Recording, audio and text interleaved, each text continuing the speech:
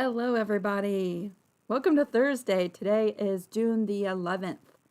Hello, everybody. Today we're going to have some haphazard fun with some watercolor paints and some fabric.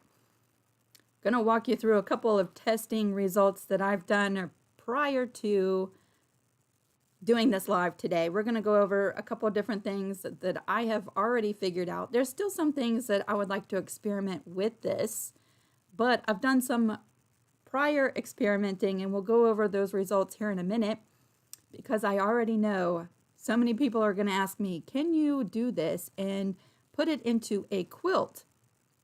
Or could you do it on a garment and wash the garment and have the paint stay? So I've done some experimenting. We're going to go over all that fun stuff, and then we're just going to spend some creative time doing a little watercolor painting on some fabric. Hello, everybody. So great to see you. We are live. If you're catching this on the replay and you just want to get to the good stuff where we are painting, feel free to skip forward. I'll try to remember to put a timestamp down in the description box. So you could just skip past all the chit chat if you want, or you could stay here for the whole time. It's totally up to you. I do have 3 links down in the description box below. And those 3 links are for color book pages, free color book pages that I have used in experimenting with watercolors on fabric, and the link for the free color book page that we're going to use today. So if you want to grab these, they are linked in the description box. But if you do a Google search for free color book pages, I think you could spend a week going through all of the results. There are thousands of free color book pages out there that you could print off and do your own experimenting with, or your own projects. Lots and lots of free color book pages. Hello, everybody. It's so great to see you. So great to see you. I miss seeing y'all every day. I do. I still have a bit of a headache today. It's better. Yesterday was not a good day. Today is better, but I still have a little bit of a headache. How are y'all doing? How is everybody doing? I'm so glad you're going to spend a little bit of time with me today. You know, I like to experiment. I like to experiment with my quilts. I like to experiment with different mediums in all genres of crafting. So, you know, I've done videos on fabric paints that you can buy that are already formulated to stay permanently in your fabric. I have a couple of those videos here on my channel, and I also have some Inktense pencil videos where you use the Inktense pencils on fabric and it's permanent and it stays in. I've always wondered about watercolor paints, and so I've been doing some experimenting. Jeannie, it may be. We have some rain moving into our area for the next couple of days, and it might be the weather. It might also be hormones. I don't know for sure. Just throwing that out there, but yeah. Oh, yesterday it was not good. It was not a good day yesterday. Today is better. I'm so thankful because I did not want to have to cancel this and cancel our time together today. Thank you. Thank you, Linda. Thank you, Valerie. You're watching the show from the doctor's office. Hopefully it's just a wellness checkup and you're not feeling bad, I hope. Ella, you're waiting on your back surgery. Keep us updated on that. Thank you, Valerie. Thank you. I gave myself a haircut about a week ago. It's almost time for another one. It's so great to see everybody. So let's just... Oh, Jeannie, that's when you get headaches too. Yeah, yeah. It's not fun, is it?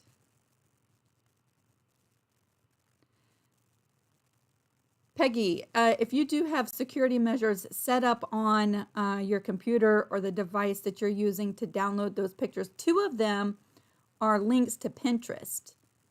And I downloaded from the exact links that I'm sharing in the description box, and I have not had any issues. The other one was from a website called momjunction.com. I think that's where the giraffe came from. That was a very legit website. And she has a lot of stuff on her website that you could download as well. Momjunction.com. The other two were from Pinterest. And you can download it directly when you click on the link, the Pinterest links. The picture pops up on the left, and then you have some stuff on the right. And if you look right next to the picture, to the right at the top, there's like 3 little dots. If you click on the 3 little dots, a menu will pop up and you can download directly from there. So, yes, that's where I got those links. But you can also do a Google search and scroll through until you find some sources that you are comfortable with for certain. Or you could just take a fabric marker and doodle on some fabric and make your own drawing, right? I think that's a lot of fun. There's so many possibilities that you could do with this. But I did want to share the links for the free things that I found that I'm going to show in today's video. Let me move over because I want to show you before we jump in. Dun, dun, dun. Here we go. This is what we're going to be doing today. Lila, I absolutely think that this is something that the kids could help you with. Watercolor paints, and I'll be showing you more details here in a minute. Watercolor paints, these say that they are non-toxic. My only warning would be the fabric medium that I use is called Golden GAC 900. It is a heat set fabric painting medium. This one has some warnings on the back. Okay, it contains formaldehyde. And so I'm not really sure that this is non-toxic. It does have a great big use in a well-ventilated area stamp on the back. But this is not the only fabric medium that's out there. So you could do some research and find out some non-toxic fabric mediums to mix with your watercolor paints to help them set in fabric if you want to do this on a project that's going to get washed. If you are just creating like a wall quilt, something that's going to get framed and hung on the wall, or an art quilt, and you don't plan on washing this, then you don't have to use this at all.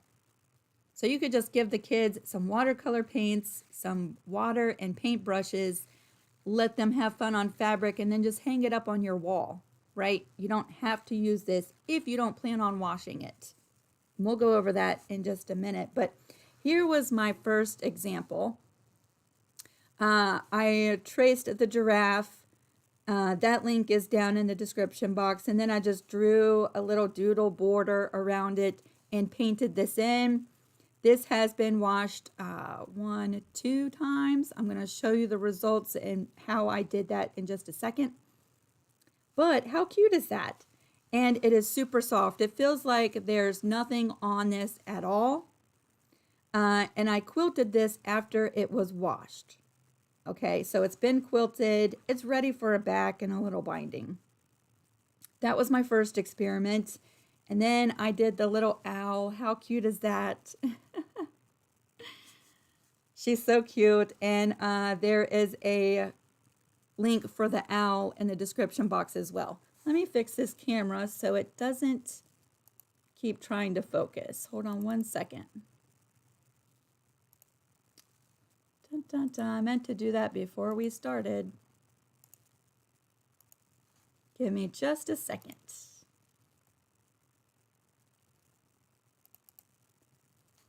I even have a little sticker up that says, make sure to turn off the automatic zoom. And I did not do it. All right, there we go. So hopefully it won't be zooming in and out on my hand. Ella, you have me on the big screen. Oh my goodness. Hello. I want to thank my moderators. Thank you so much for just keeping an eye on the chat and making sure that everything runs smoothly. I appreciate you so much. So this is the owl, and this one was done a little bit differently than the giraffe, but I wanted to start off by showing you in person because I'm going to pull some photos up here on the screen of the testing that I did. But aren't they cute? Aren't they really cute? These were done with watercolor paints. Watercolor paints. So let me show you some examples and go through my process a little bit with the giraffe. When I did the giraffe, y'all know that most of the time I do not pre-wash my fabric before I just dive in and start doing any of my projects. So the giraffe was done with 100% cotton muslin that was not pre-washed. I just cut a piece off, traced my giraffe, and went to town painting. I did use the GAC 900 fabric medium with my painting. And then I heat set the giraffe with an iron. And so the instructions on the back, you can use an iron or a heat press. With the iron, you heat press it for 3 to 5 minutes with a medium heat. Just letting you know, I used the cotton setting on my iron because I painted on cotton. So I used the cotton setting and heat set it with my iron for about 3 minutes. And then I threw him through the washer and the dryer. You'll see the original all the way on the left. After the first wash, I washed it in hot water and dried it on the normal setting in the dryer. So you'll see after the first wash, I took a picture, and then my next load of laundry, I threw it in again, washed it again in hot water, and dried it in the normal dryer setting. So you can see after 2 washes, the amount of fading that there was, and this is it in real life, how much pigment is still left in the fabric, and it's super soft. It's been washed twice. Now, I put this through a hot wash, but just to be transparent and honest with you, if I wanted to wash something that I've painted on or screen printed on, I would probably wash it in a cold water setting. And I think there would have been even less fading if I washed it in a cold water. I wanted to really test these paints, and so I used the hot water twice. So that's where we are with that. Now I will say, before I washed it, there was a little bit of tooth to the fabric because of the paints. And so I waited until it was after I washed it to quilt it, and it quilted fine. It feels just like the normal regular fabric. It doesn't feel like there's anything on it. Before it was washed, it did have a little bit of tooth. And I think that maybe if I was using a delicate thread to quilt it with, that I might have had some thread breaking issues. So if you want to quilt it and not wash your project when you're done, I recommend quilting first and then painting. If you're going to wash it, you might want to wash it and then quilt it. No, there is no stabilizer on the back. I just quilted it with a batting, and I'm just going to throw a solid piece on the back and do a little binding. You could make your 3 layers and quilt through all 3 layers. But yeah, all my quilting on the back, that's just the batting. No stabilizer, just a batting. And I put that on when I did the quilting. I will cover up all of my quilting when I'm done. So there's how I did the giraffe, and you can see the results. Turned out pretty good, even though I did not pre-wash the fabric first. Then when I did the owl, let me pull that up. Dun, dun, dun. Here is the owl before and after. That's this one right here. For the owl, I went ahead and threw the fabric through the wash. before I ever traced or painted this little owl. And I do think it made a little bit of a difference. I also used different watercolor paints, and I'll show you those here in a second, but they were watercolor. This again is muslin. I used the same fabric medium as before. This one, I used my heat press, and I set it for 60 seconds at 300 degrees Fahrenheit. And those instructions are on the back of the bottle that let you know. And so yeah, I did this one with the heat press, and I think there was very minimal fading with this one. And I don't know if it was because of the heat press or because I pre-washed the fabrics, but my guess is because it was pre-washed fabric that I started with, I had a little less fading. But both of them, I was really happy with the results of both of them, to be honest.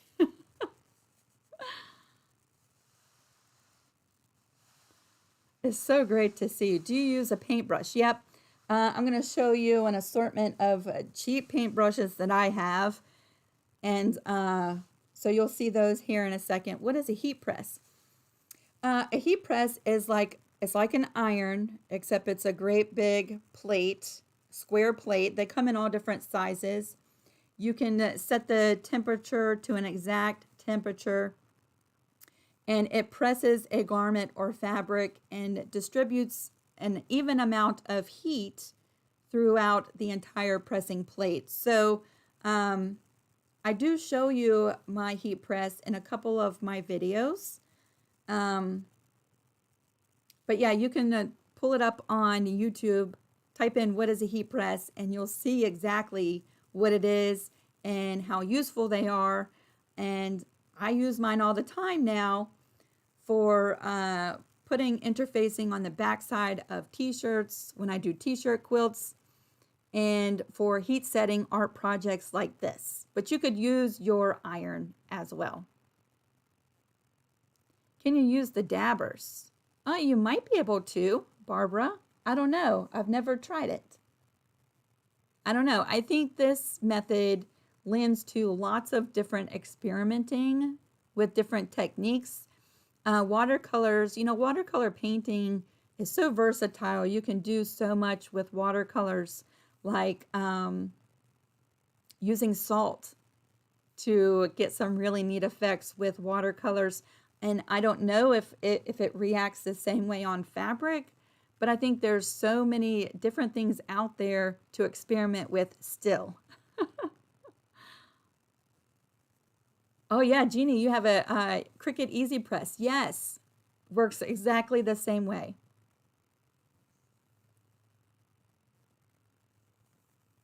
You always forget YouTube can tell you things like that. Yeah, it'll be much more of an accurate description if you search it up versus what I can explain. And it's way too heavy for me to go pick it up and bring it over here to show you. It does weigh a small ton. It does. So those are my experiments, pre-washing and not pre-washing, using a heat press, using an iron. And yeah, I am thrilled with the results using the watercolor. And one of the things that I love to do, I don't mind spending good hard-earned money for quality products that really work, but I've also always tried to do my projects on a budget and look for different, cheaper alternative ways to achieve a desirable result. And so I'm always searching and experimenting different mediums, different techniques, and just looking for results that I really like and save some money at the same time. And so watercolors are a great alternative. And that's what we're using today. Ooh, Mimsy said rubbing alcohol works great with watercolors too. I did not know that. Vicky, you got a Baby Lock Jazz 2 sewing machine.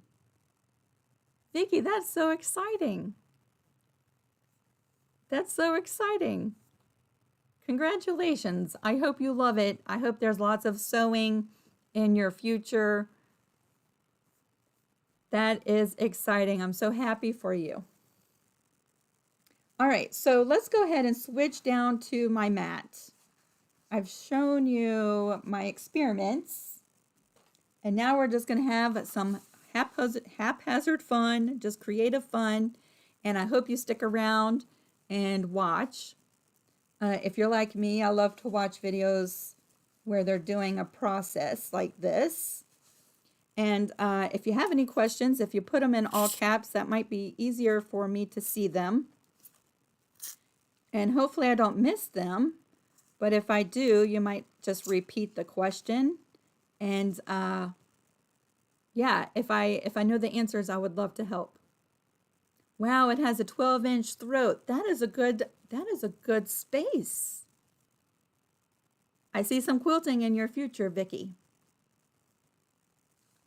Do you still come on daily? No, since Virginia went into phase 1, like a couple weeks ago, I've stopped coming on YouTube daily because people are starting to go back to work and things are transitioning back to some sort of normal. It's not normal, right? It's not normal, but we're starting to transition back to where a lot of people are at work during the day.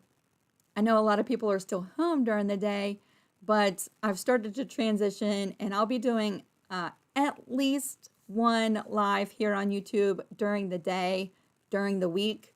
More if I have more things to show, but not daily. That was a lot of work. That was a lot of work. Anitra, you use Gelatos in a floating medium in combination with applique and free motion quilting to make a small pillow for a daughter's teacher. She and I painted it together. I have, oh, they're not Gelatos. They're the Tim Holtz Distress Crayons. I wonder if those are the same or kind of the same. Maybe not. I've watched a lot of Gelato, a lot of Gelato videos here on YouTube, and they are amazing. That sounds like a really fun project. Linda says, we had withdrawal. I know, me too. I do miss talking to everybody every day. I do miss that a lot.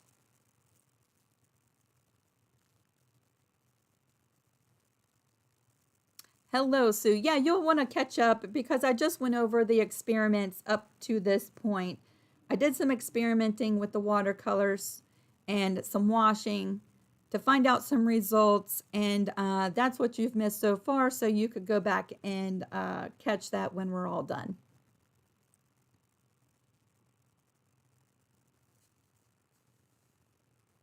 All right, Miss Pat. Yep, you'll have to come back and watch the replay. I miss you too. I miss you too. All right, let's go ahead and switch the screen over. I'm going to show you my mat and my setup here, okay? I do not put any interfacing on the back side of my fabric, and I'm going to show you my fabric here in a second. You could fuse some freezer paper to the back side of your fabric to sort of stabilize it while you're painting or tracing. You could do that, but I'm going to show you what I like to do. I have a portable design wall. I have a video on this. It's just a piece of styrofoam and a flannel pillowcase. That's all this is. But see, the pins stick in it. That's what I'm going to use to pin my fabric down into place so it doesn't move around. It's just a piece of styrofoam that I have put into a flannel pillowcase. It works great. And then I just have a Teflon sheet just so that my wet fabric doesn't stain up my nice and pretty flannel. It's just going to protect my work surface, but I can still put pins right through there and hold my fabric in place. All right, and then we're going to be using this image that I found. It's a free color book page. There is a link down in the description box below, and you can go and print that out if you want to use this image. Ah, the distress crayons are a little more waxy than the Gelatos. I did not know that. That's good to know. Thank you. I have several sets of distress crayons that my mom gave me, and I have not used them yet. They're one of the things that I like to look at, but I don't want to use up. I need to break them out and use them. All right, so here's my image that we're using. The fabric I'm using today has been pre-washed. This was like a medium grade cotton muslin. When you go into, I got it from Joann Fabrics. When you go into Joann Fabrics and you go to the muslin section, if you start looking at the end of the bolts, you'll see a price range from really cheap muslin, price-wise, to really pricey muslin, right? This was in the middle, and I wish I would have taken a picture of the end of the bolt for the fabric. But at the time when I bought this, I didn't even think about making this video, and I did not do it. But it was a mid-level muslin fabric. It's got a really smooth feel to it. When you run your fingertips across it, you don't feel the weaves of the fabric. And so that's what this is. It's just a white muslin, cotton. It's all cotton. I do want to do some experimenting with a cotton poly blend. You know, when you do sublimation work, it's really important to have that blend of polyester in there. And so I'm wanting to do some experimenting with a cotton poly blend to see if it doesn't hold the colors more permanently in the end. But that's down the road when I go back.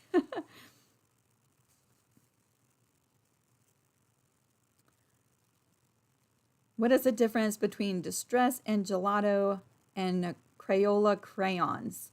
I wish I could get up and go get my Distress crayons. Maybe I'll show that in a future video. What I would do, Sue, is do some searching on YouTube because they actually show you demonstrations of them.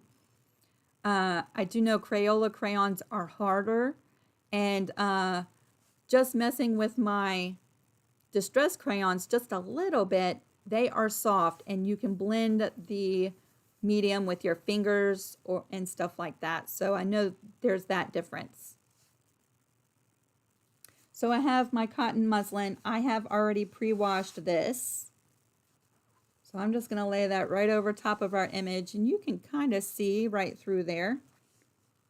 I have some raw edge strings from when I pre-washed it.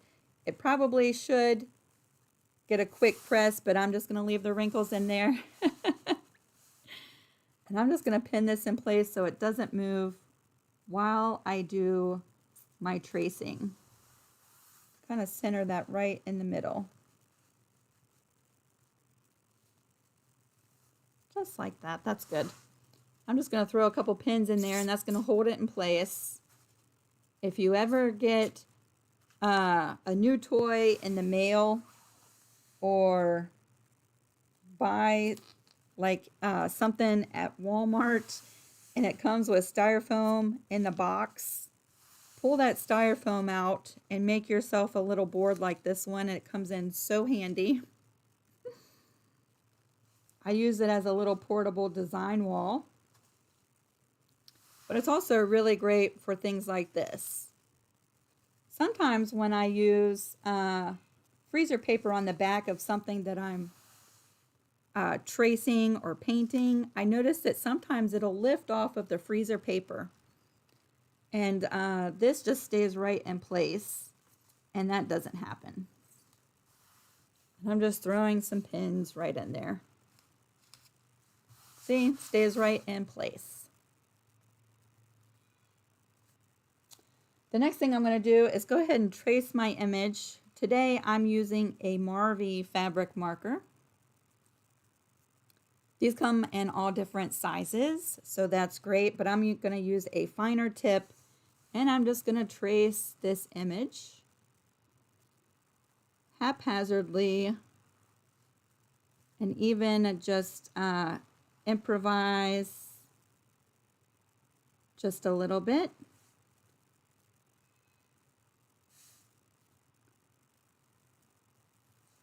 because I have a hard time seeing from this angle.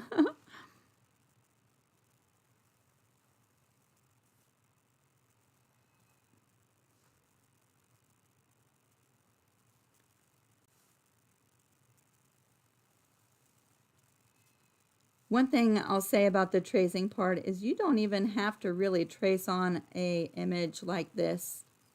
You could just start painting, right? You could just start painting.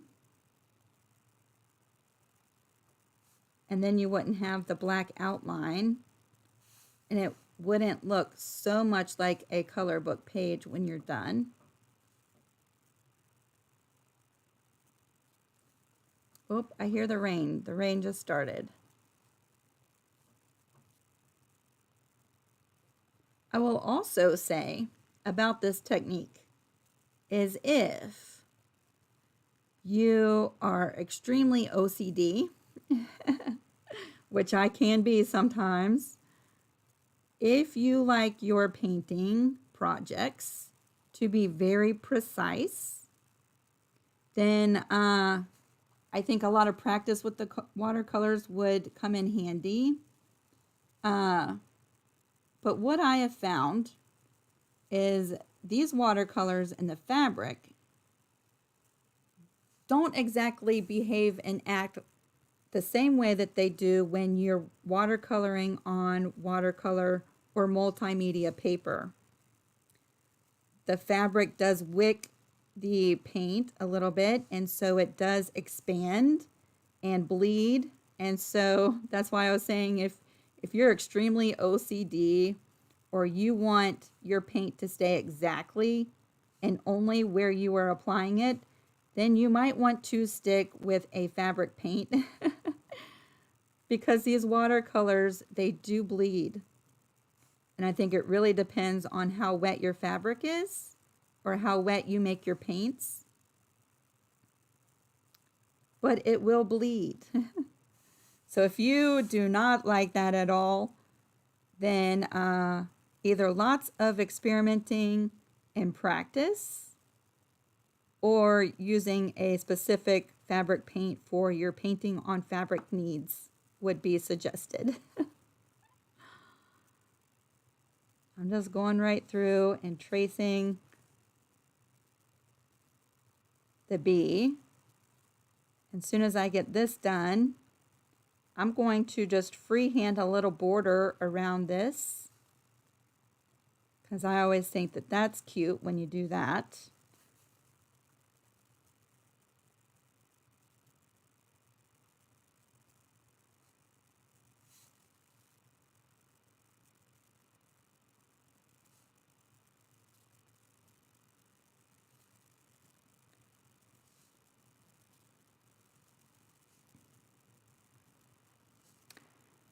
And I believe, I don't have the instructions right in front of me, these fabric markers, if you let them dry 24 hours, then they're permanent.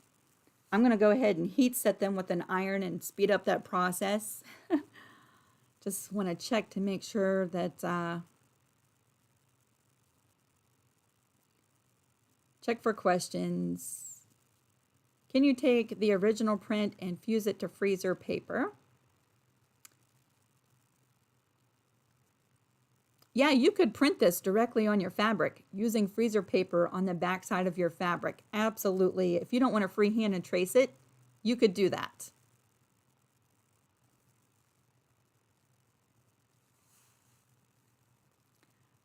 Just like Sally mentioned, depending on your printer and the inks that are in your printer, you might have to figure out a way to make that permanent if you plan on washing your project when you're done, because all of the inks are different and you might have to go through a process like using Retain or Bubble Jet to set those inks into your fabric if you want to wash your project, right? So let's just go ahead and do a fun little border, free-handed, just to frame this in a little bit. And I usually make mine sort of whimsical and wavy. because I will never draw an exact straight line that will be perfect. So at least it looks like I didn't have any mistakes.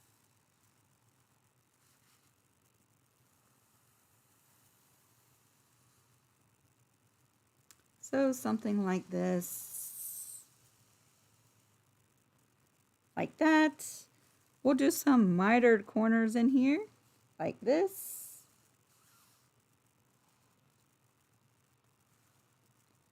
And I'll just pretend that this is a pieced border and do some sewing lines like we've pieced this together. Like this. And the whole thing is that it's meant to be fun and relaxing, and so just get creative with it.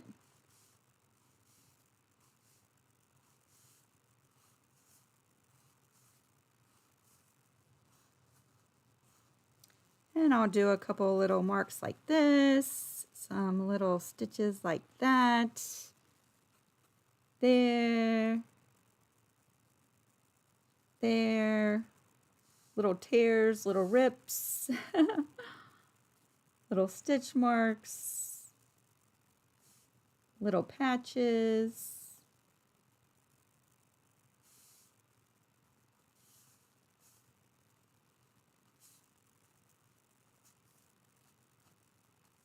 Just like that. So there we go.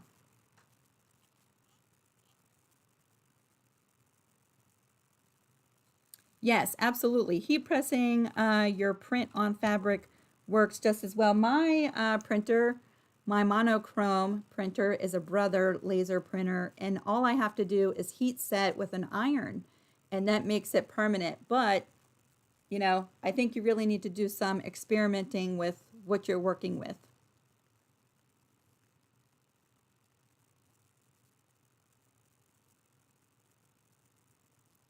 I do, Barbara. It just started.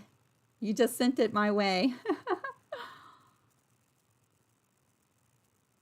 All right, so this is dry, but I'm going to go ahead and heat set that just to make sure that it doesn't bleed, because I want my lines, my black lines that I just drew, I want them to stay nice and crisp and not do any bleeding, and I cannot guarantee that it won't. So I'm just going to heat set it with my iron on a cotton setting for just a minute, and then we won't have to worry about it. We can take off our little drawing now. And while my iron is warming up, I'm going to show you the paints and the brushes that I'm going to use today. So let me get my iron heating up because it was asleep. Okay, I'm actually going to let y'all pick which paints we use, but my giraffe was done with these. These are Koh-Noor watercolor paints. It's actually like a watercolor wheel. It's really great for traveling, and it has several different colors. I think there's 24 different colors, but these are watercolor paints. And each section of the wheel has different colors. You can actually get these with different colored themes like autumn, warm, cool. You know, they come in different themes of colors, but this one is the basic one. It has 24 colors, I think. Yes, 24 rich opaque colors. 4 trays and a clear cover. These are the ones that I used to do the giraffe. This little guy right here was done with these paints. They're dry. You activate them with water. Then I have my Winsor Newton travel palette right here. I think there's like 1, 2, 3, 4, 5, 6, 7, 8, 9, 10, 11, plus a white. So you could use something like this as well. I love this little travel palette. It goes with me on my trips, and it comes with a little paintbrush, but I hardly ever use that one. So these again are just watercolors. They're dry and you activate them with water. I have not done any experimenting with my Winsor Newton paints. And then my owl was done with my newest watercolor palette that I was so excited to get. I had watched several reviews on the YouTubes about this watercolor palette, but this, and I will not say this right, I already know that, y'all. Kuriate Kanzi Tombi palette. Just skip right past the way that I said that. But this one comes with 36 colors. These paints, they're watercolor, but they're a little bit different. They have a shine to them, almost like a lacquer, which is kind of interesting. I haven't painted with these on watercolor paper yet, but these have a little bit of a shine to them. See that? They also, when you activate them with water, act a little bit differently than these do, or my Winsor Newton watercolor paints. But you see how these are, they do not have a shiny, they're more matte, and these have a shiny finish to them. See that? But they painted the exact same way on fabric as the other ones did, and that's what I used to do my owl. So I'm going to just take a poll real quick. We have this watercolor palette, we have this watercolor palette, and we have the Winsor Newton color palette. Which one do y'all want me to paint my little flower and bees with?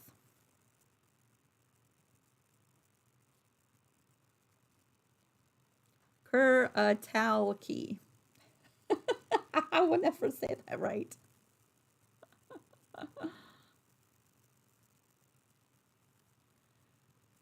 Where did you get them from? I put links to all of these in the description box. I bought this one, the color wheel, in a small little art store in Bennington, Vermont.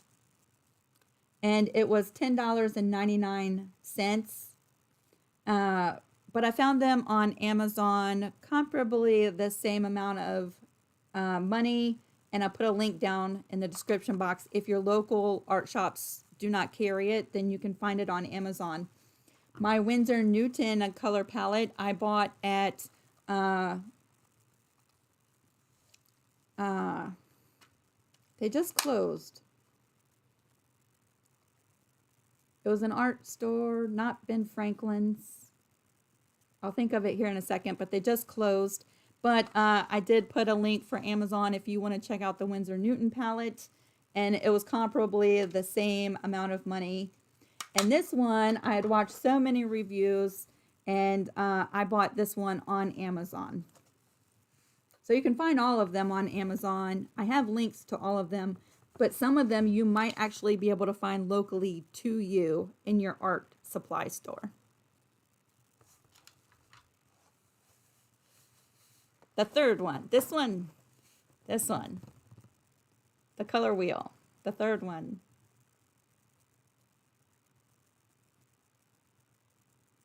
The Winsor Newton palette. All right, how about I do predominantly this one, but we might throw in some of these too. How about that?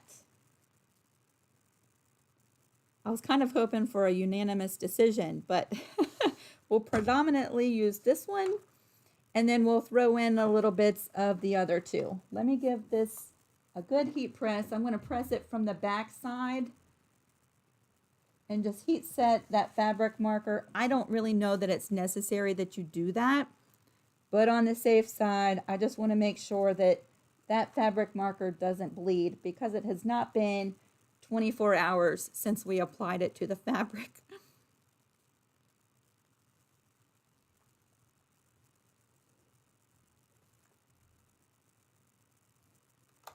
Dun, dun, dun. Just heat pressing for a second. Yeah, we'll predominantly use this one, and then I'll throw in a little bit of the color wheel and the Winsor Newton. Y'all just don't let me forget, though. Don't let me forget.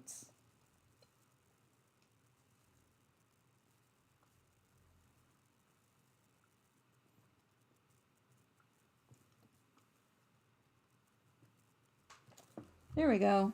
It is heat pressed. Let me clear this out. You can see I have an array of different painting brushes.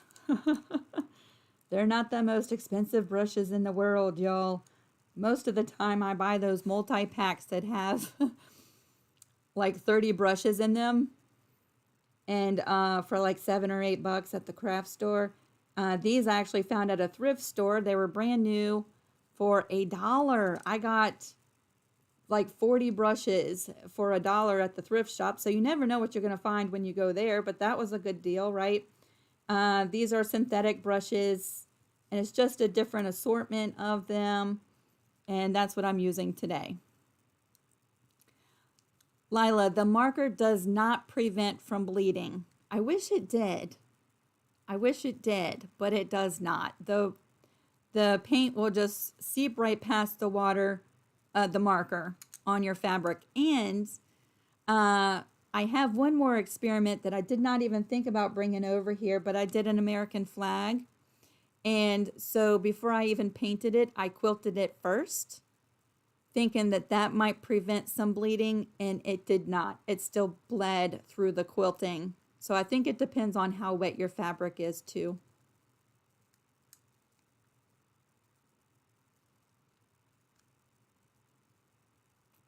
Miss Joan, this is the first time I have done watercolor painting on fabric. I do know there are some videos out there on YouTube from other creators, but this is the first time that I have used watercolors on fabric. I've done other painting on fabric videos, but none with watercolors before. AC Morse, yes. Thank you, honey. Thank you, AC Morse. Yeah, they just closed.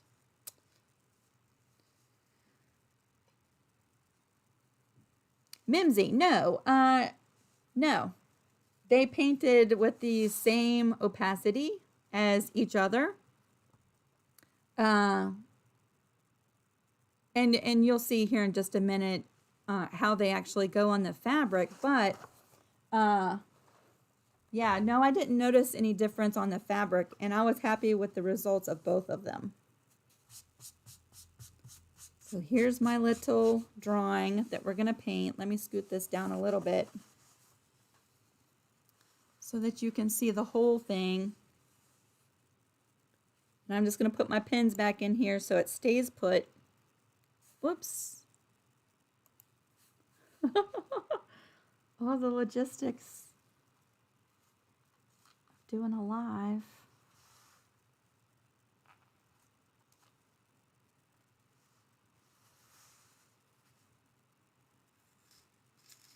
Can you use a resist, like a wax resist? I'm sure you could.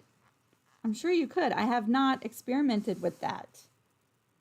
What I usually say in my videos is, you know, there's probably 100 other things that you could do, and I'm just going to show you the results of what I've experimented with so far.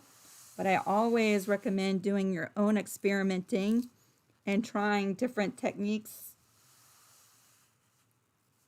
You never know the results you're going to get.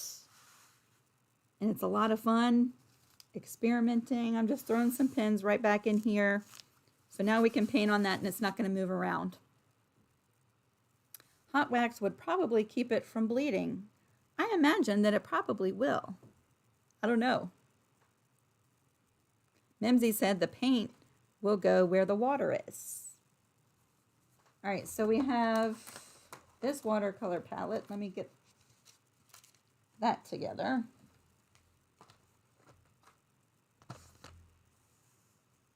Lay flat, there we go. All right, now I have this cheap little, palette from the Dollar Tree. Like 6 of them came in here. This works perfect though. I'm gonna pour a little bit of my fabric medium into one of these little cups. Just like this, without spilling it, Lisa. Ooh, that was close. This is just straight up fabric medium. But I've also put straight up fabric medium in this little squirt bottle, also from the Dollar Tree. And that's what's in this one. And this is just clear, plain water in this one. So fabric medium, water, and fabric medium. And then I have just a cup of water just to rinse my brushes out. All right, and now we're going to start the fun stuff. So before I do any wetting on the fabric, let's take a look at what it's like to paint on the dry fabric.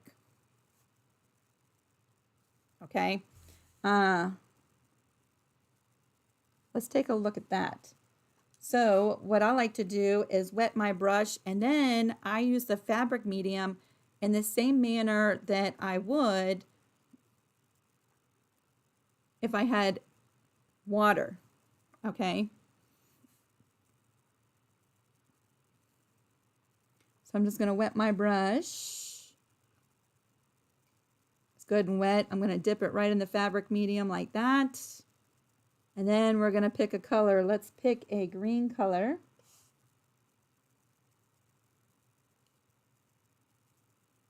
Just like that. And then this fabric is dry. We're just going to go in and start painting in. You can see when I touch the fabric, it does expand a little bit, right? So if you want to start in the middle and work your way towards the outer edge, you can see how much it's going to actually spread.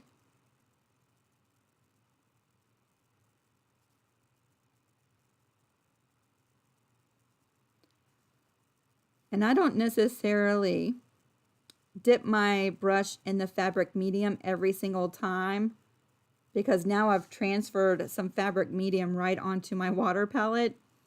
And so it's there.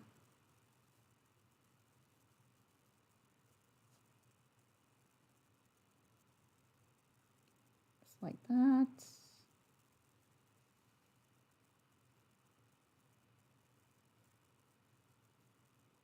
Now it is spreading less because the fabric is dry, but it is expanding a little bit and just wicking right into those fibers of the fabric.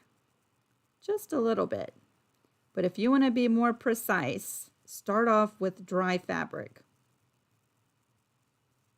And what's fun is we can heat set this with the iron before we move on. And you can dry your work as you're painting along, right?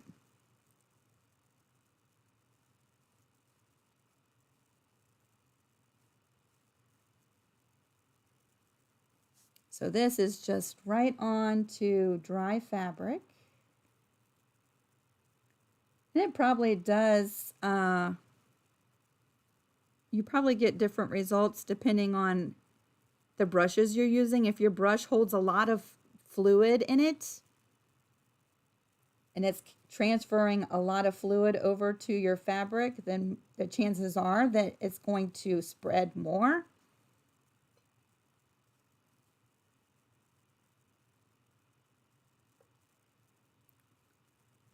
This brush does not hold a lot of paint. You can see I have to reload often. So it's also not holding a lot of water or fabric medium. So it's just wicking just a little bit. Just like that. What is fabric medium? Fabric medium, well, there's all different brands. This is the one I'm using. But it transforms any acrylic paint into a fabric paint, which is permanent in your fabric, so that you can wash this when you're done with minimal fading.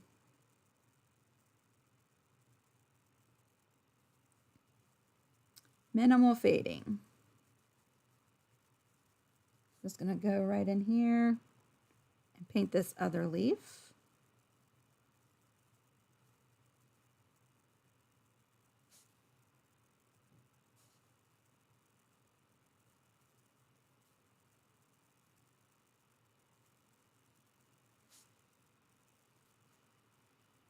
And it's just barely spreading just a little tiny bit.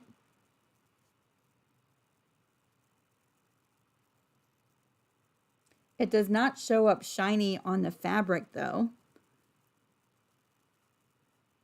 Even though it looks like nail lacquer, right? It looks like nail polish.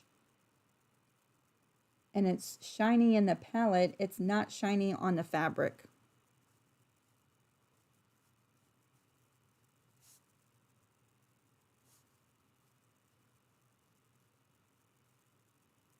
And see how often I have to reload the brush? This brush is not holding lots of fluid, so I'm having really great results this time with it not spreading as much. But on the other hand, you have to often reload your brush. Just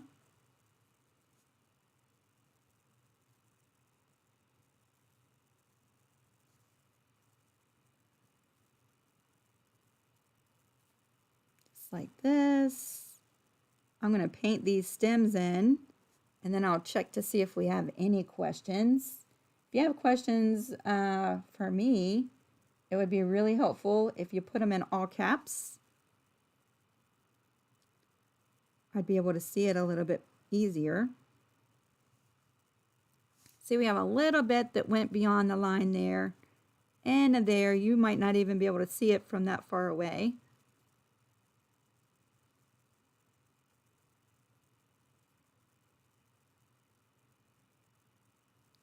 But imagine you could do all kinds of shading and gradients with your paints. I'm just being really simple because have you know, doing something while people are watching. I like just to keep it simple. But you could do all kinds of shading and lots of detail. I'm just really putting down some color.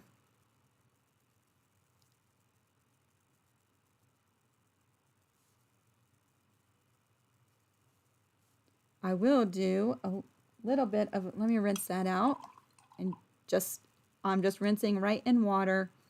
I'm going to do a little bit of a darker green like this.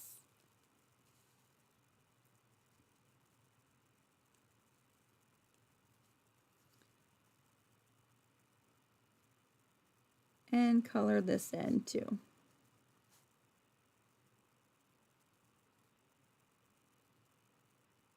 Will this stay dark and vibrant? Sue, when you go back on the replay, I'm going to show a couple of different experiments that I did with a giraffe picture and with a little cute owl.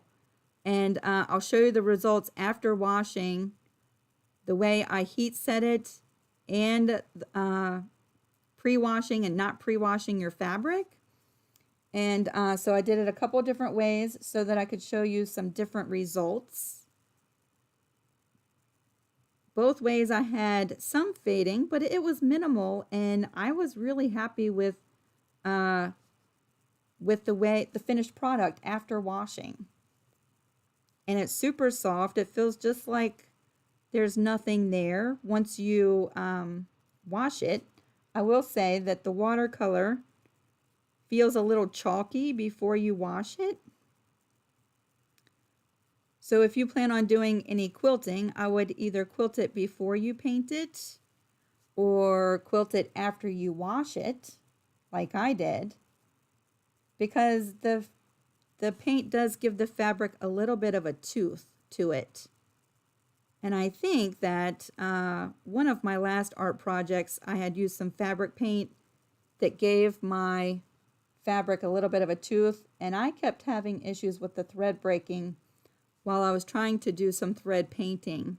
So my suggestion would be to quilt it first and then paint, or paint it, heat set it all, and then quilt it once you're done washing it to soften it up.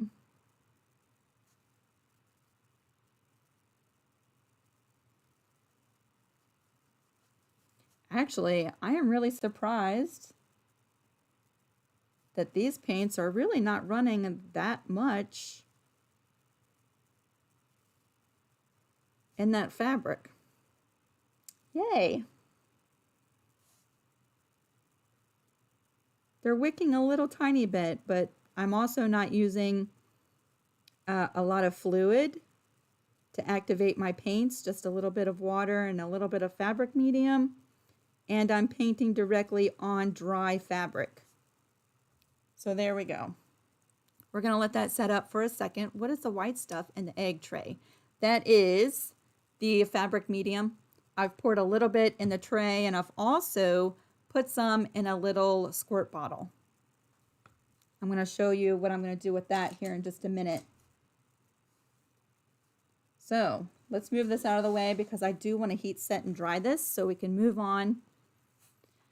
Janelle, you could hand wash it, but I threw my first 2 experiments right in the washer. And usually I would use a cold water setting, but so that I could see what it was going to do, I used a hot water wash. And I was pretty pleased with the results, but you know, it also has to do with your fabric medium because that's designed to turn acrylic paints into fabric paints that holds the color in the fabric permanently. And so that's really what we're doing is we're transforming the watercolor paints into a fabric paint with a fabric medium. There's all different brands of this. But this is my favorite one that I've used so far.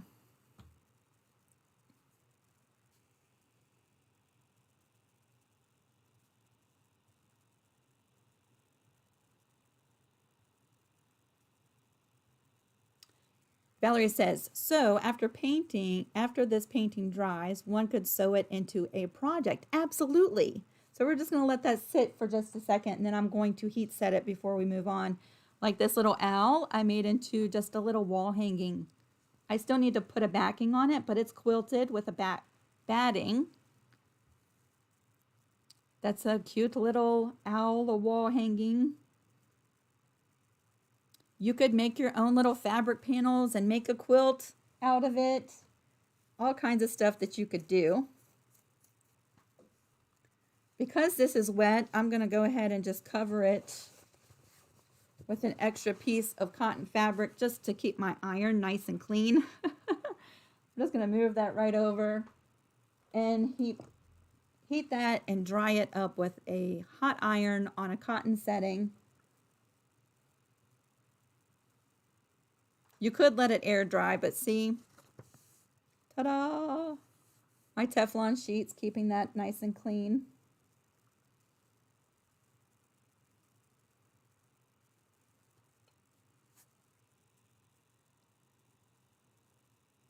Yes, you can absolutely use your watercolor paints on paper once you're done with this. What you might want to do is I have some baby wipes.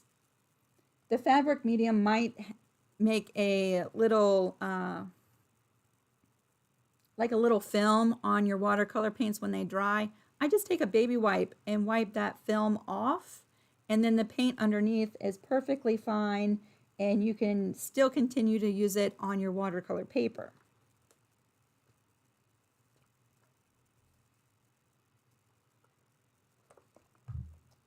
Dun, dun, dun, dun, dun. Give me just a second. I want to get this green paint up because it is still wet and I don't want it to transfer and soak through any parts of my little masterpiece we're creating. Ooh, those baby wipes smell good.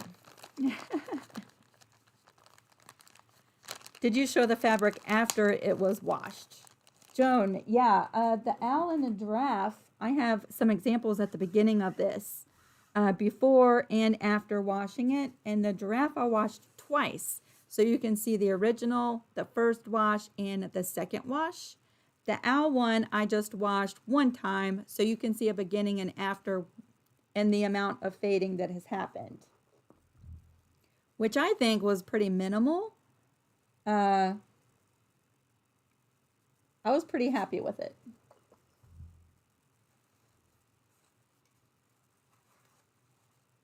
Okie doke. Here is our little artwork.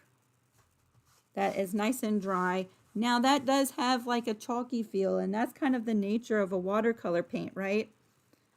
Is, you know, it feels a little bit different. You can definitely feel it on the fabric at this point. But if you're making an art quilt that's never going to be washed, more than likely it's never going to have people running their hands, hopefully, over top of it, right? And so then it doesn't really matter what it feels like. But if you're sewing it into a quilt or on a garment, it does soften up, and then once you wash it, it doesn't feel like there's anything in it at all.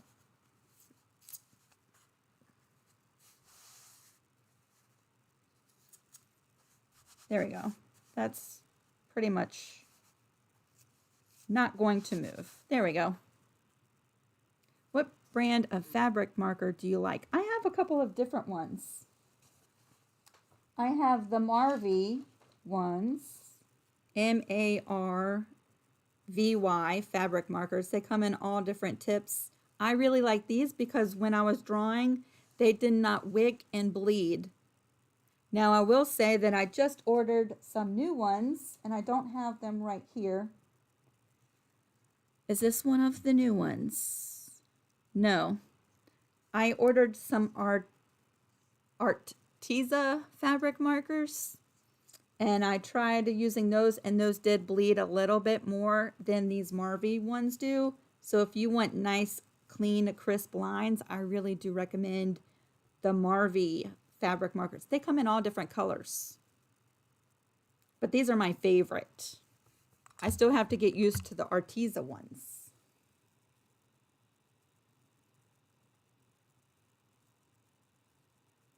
All right, so that's nice and dry. So we're going to do some wet painting now. So here's one of the things that I also like to do, and one of the reasons why I put the fabric medium and water in these little squirt bottles is because instead of having to dip directly into the fabric medium every single time or every third time to make sure that the fabric medium is getting mixed with my paint, I like just to go ahead and squirt my fabric with the fabric medium, and that's going to cover every inch of my fabric and just really coat that so the fabric medium is in there. And then I have to apply that a lot less to my brush and to my paints. So now it is all wet with fabric medium. I'm going to come in with a little bit of water and just spray that and wet it even more.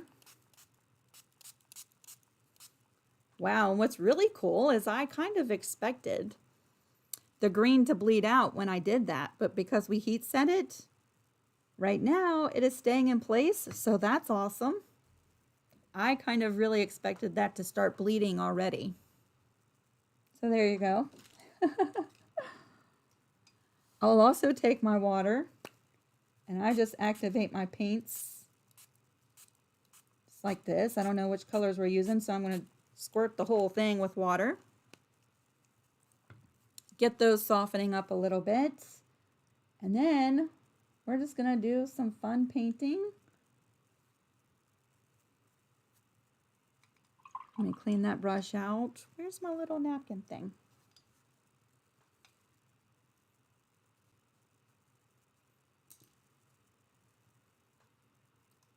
Now I'm just dipping right in water, and we can have fun.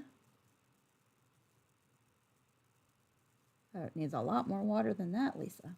There we go.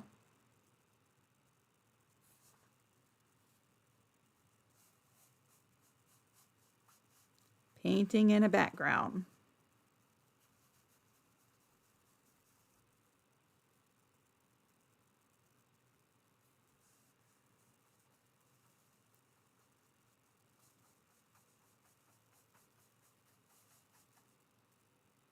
Painting in a background. I wish I was like inspirational like Bob Ross and talked to my paintings, but I really don't.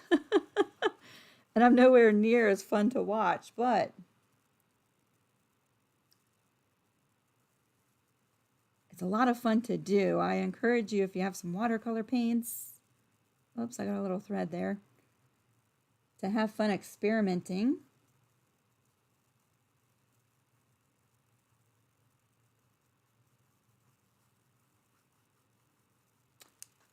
I'm going to add a little bit more water because I thought I soaked the fabric, but really I did not. It's just a little damp. And I want the paint to really move on the fabric.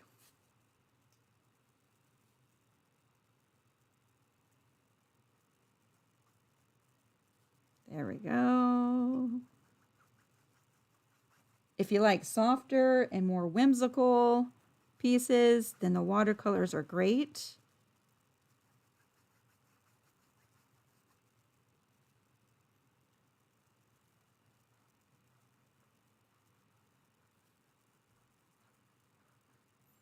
And even though this palette here, this was like 40 bucks. That's a little bit more than what I wanted to pay, but I've been wanting these paints for a long time. Other watercolor palettes are not expensive. I'm even wondering what a Crayola watercolor palette would do. If you mix it with fabric medium, I imagine it would act the same way, and those are a lot less expensive, right?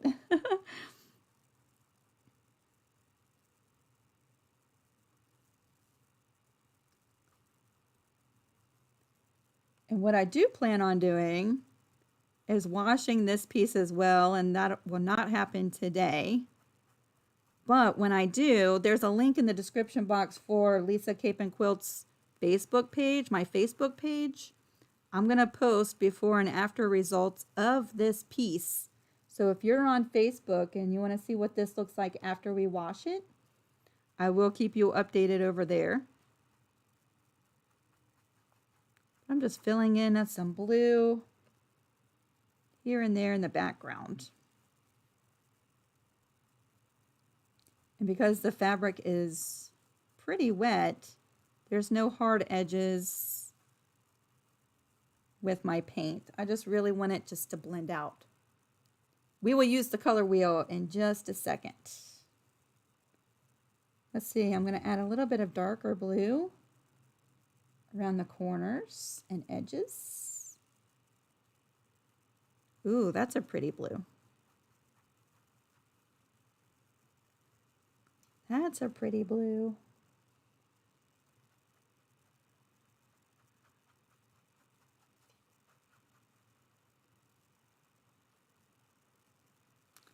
One thing I did notice when I was doing the giraffe is if you're not getting really dark results the first time, if you let it dry or if you dry it with your iron and you come back and apply more color, it does get darker the more and more you apply the color.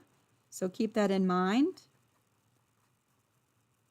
If you really want some bold color in your work, let it dry or just hit it with the iron and then reapply some more paint.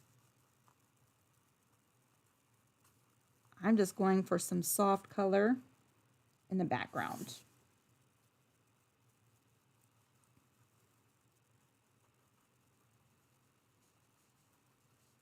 Without any really hard edges. Just blending, blending, blending. So great to see everybody. So great to see you. If you've just joined me, I applied some fabric medium to the fabric itself before I started applying the fabric or the paints. And these are watercolor paints.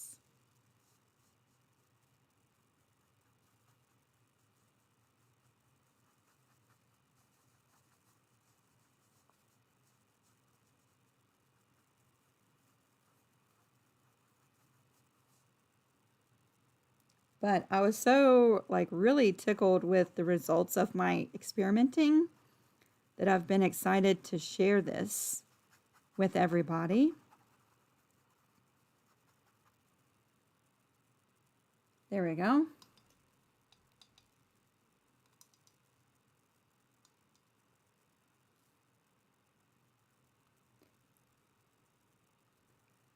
All right. So let's see, I know y'all wanted to experiment with the color wheel as well. So let's use this to color in some of our flowers. What colors do we have here?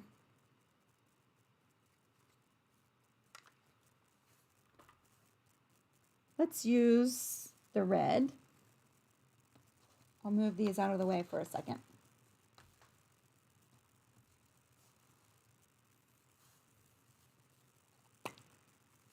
I'm just going to spray those with some water just to start activating and softening up the paint. I'm just going to reapply some fabric medium, just a couple squirts right over top of the flower. Make sure that there's plenty of that so the colors will be permanent. And now we'll use, let's see, let's go with this red.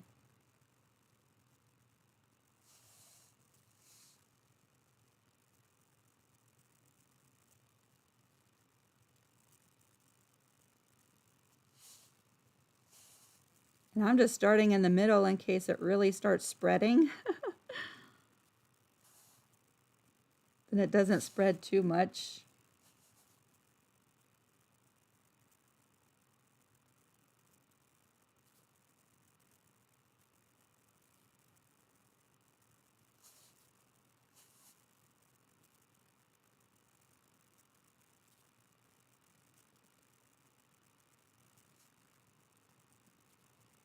Every once in a while, I'll dip my brush into the fabric medium.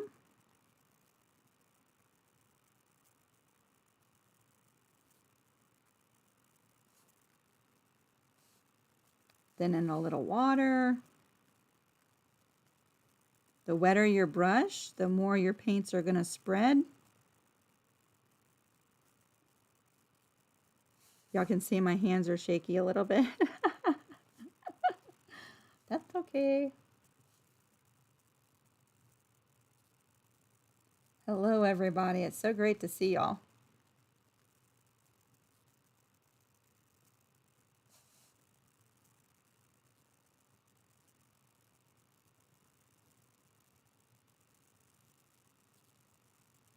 So you can see that it's starting to bleed and to wick into the background a little bit because the background is, it's pretty wet. It's pretty wet, and I'm being very generous with the water on my brush. And so it will spread outside of those black lines. But if y'all take a look at my leaves, I am super excited about the painting on dry fabric because I had very, very little bleeding with that.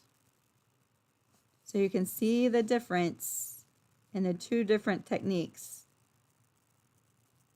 To be really honest though, I kind of like the watercolor for the reason that it does flow and move, and it just looks soft and very whimsical. I guess if you want to be more controlled, you might want to start with dry fabric and not wet fabric, right? So there's my two little flowers.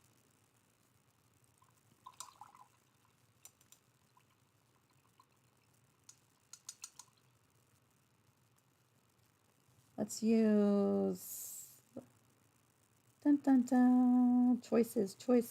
A little bit of a darker, this is more like a brick color really, for the middle. Again, if you want some really bold color, you could apply some and let it dry, or just heat press it with your iron and dry it and then reapply. And the more you do that, the more color actually goes into the fabric and makes it darker. So there's that. Janelle, you like the watery effect. It does. It makes it very soft, right? Very soft. Not as controlled as the leaves are.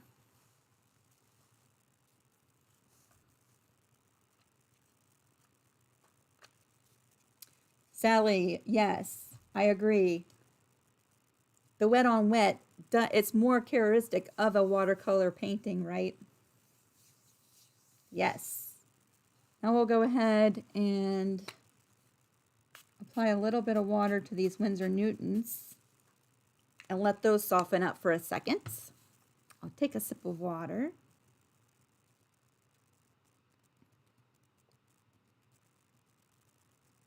Anna, yes, this is a lot of fun. It's a lot of fun. Just being creative and just really relaxing and having fun with it, right? Just having fun. Sometimes I have so much control and OCD with some of my projects that I do that every once in a while I need this. Sometimes I just need a project that I don't stress out over the results so much with, and it doesn't have to be so controlled. And my brain needs that kind of release every once in a while for it to be just fun and creative and enjoy the process without having to control it as much. Let's see, let's take some. Oh, my brush was not clean, Lisa. That was not clean. That's all right. I'm going to take some yellow. We'll color in this little bee. Do you ever stitch over the lines when you are done? Absolutely. Absolutely. In some of my examples, I've stitched around the lines. Sometimes I stitch through the lines.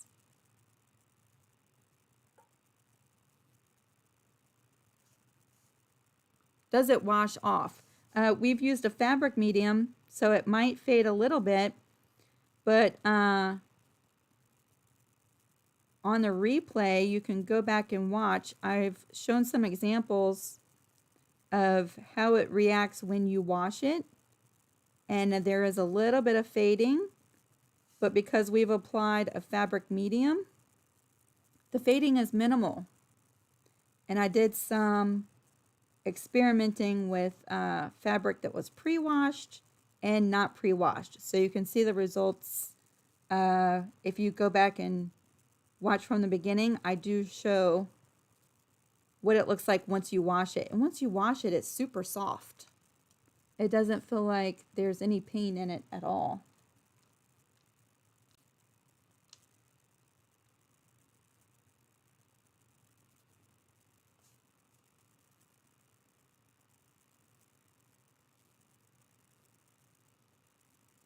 I'm just going to color his whole body right in there like that. There we go. There we go. It doesn't have to be exact, Lisa. It doesn't have to be so precise all the time.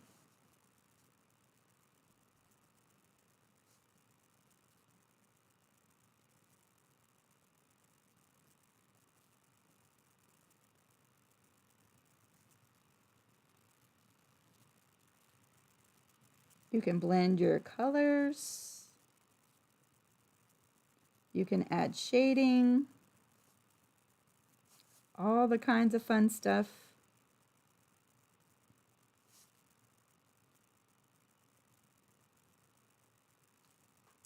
All the fun stuff.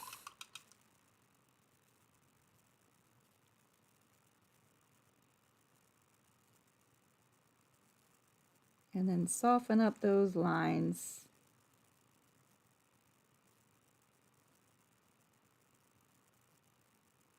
Ooh, I kind of like that.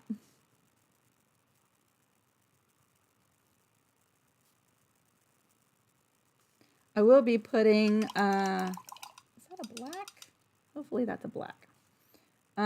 Yes. I will be putting before and after pictures of this on my Facebook.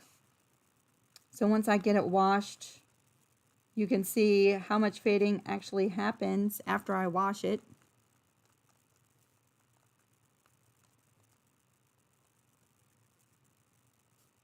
Yes, the blue is melting.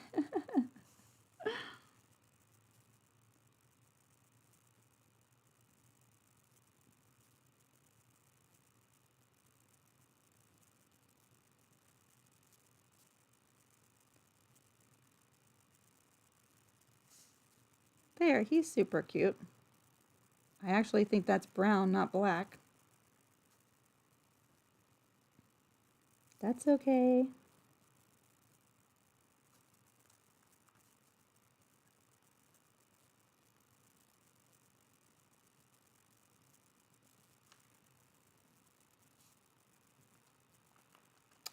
That's okay. It's so great to see everybody today. What have y'all been working on since we finished the Happy at Home series? All of those blocks. What have you been working on since then?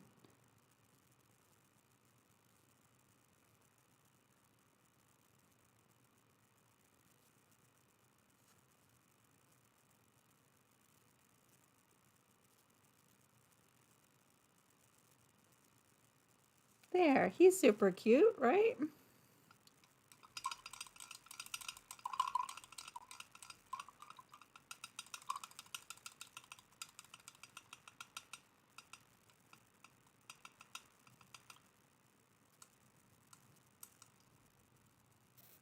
All right, yeah, if you've just joined me, these are watercolor paints. I'm using three different brands of watercolor paints, and I've linked them all in the description box below, so you could check those out. But this little painting here has three different brands, and I'm also using the Golden GAC 900 fabric medium, which is my favorite. There's all different kinds of fabric mediums out there. This is just my favorite one. Helen, I'm not sure if Michaels has that fabric medium or not. I'm not sure. You could check their website and see if they carry it. You might be able to order it through them. But I've also put a link for Amazon in the description box in case they don't. I know that's where I bought mine. Janelle, you tried some quilt as you go. Did you love it? Sally, how many of your 200 pineapple blocks have you done? June, you're doing a star quilt. Your stars are a little off when you started to connect them. That's okay. Dort, today is the first day in 5 months you get pizza. Oh, pizza. I hope you enjoy it. Sheila, you're deciding on your next quilts.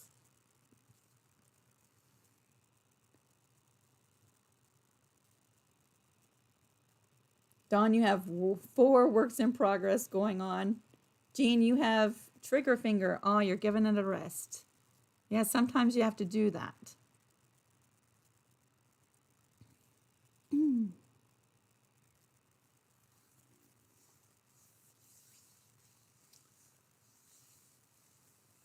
Dun, dun, dun. Okay, so you can definitely see, I wanted to give it a few minutes because I want you to see what's going to happen with these because the fabric is so wet, but I also want you to notice the green, right? We did the green part on dry fabric, and then we just dried it with an iron before we wet the fabric to do the rest. So I want you to just, that's why I'm kind of like hesitating for a minute. I'm stalling because I want you to see what happens. The fabric is still really, really wet. But it kind of just looks whimsical, right? So if you want more of a controlled look, paint on dry fabric. If you like the whimsical and not much control over this, right? We could dry this really quick with an iron and set it where it is, but I'm just going to let it keep doing its thing.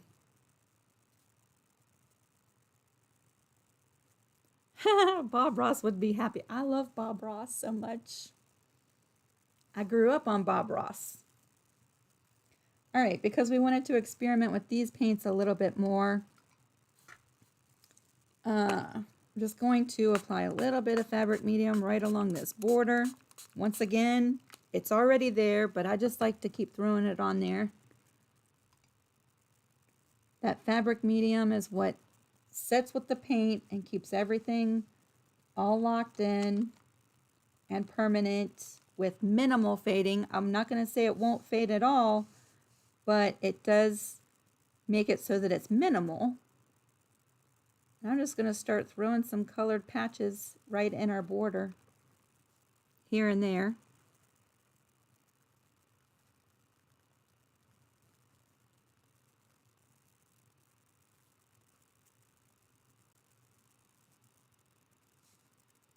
Sally, you made the egg roll thing last night. Isn't that so good? I'm going to tell you, I'm going to have to modify that recipe. I've made it a couple times. And if I posted the recipe that I'm using, which I think I did, it calls for hoisin sauce. I've decided I don't like hoisin sauce. So I'm going to have to modify that recipe a little bit. I don't like the hoisin sauce. Otherwise, it's really delicious. Just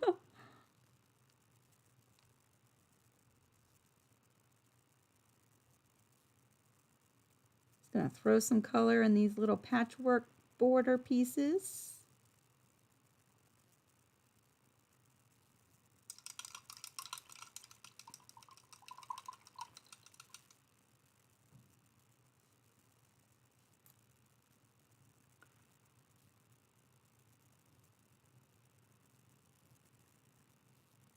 Susan, you've quilted 2 of your sections of the At Home Together quilt. That's awesome. That's awesome. You know, I'm also wondering, you know, when you do sublimation, which I have not tried yet, I've been in the research phase for sublimation for some time now. But when you do sublimation, sublimation requires some polyester in your fabric or your garment in order for it to work. I'm almost wondering, and I haven't tried this yet either, using a cotton poly blend to paint on, and if that polyester would bond more with the fabric medium and the pigments in the paint to make a more permanent bond. That is something else I want to experiment with down the road. All different variances. Whoops, getting messy.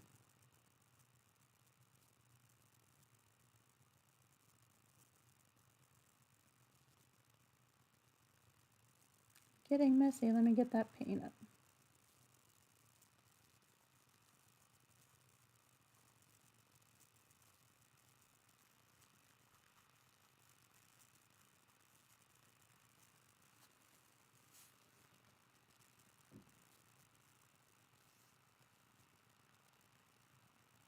Oh, you're trying to write this all down, Jean. Let's see. Start with pre-washed medium grade muslin.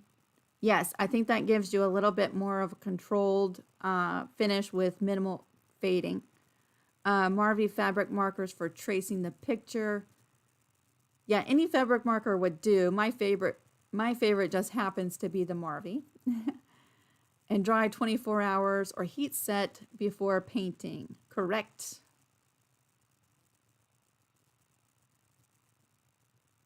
Wanda, you like the control of the green area. Yeah. This is more haphazard, flowy, right?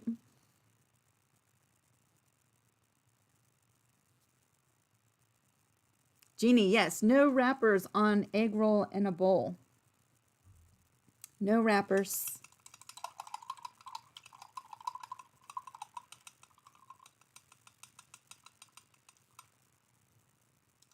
No wrappers.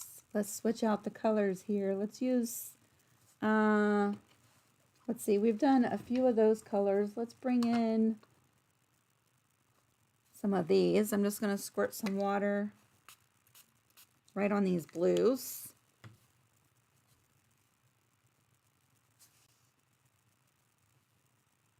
And it wants to move around a little bit.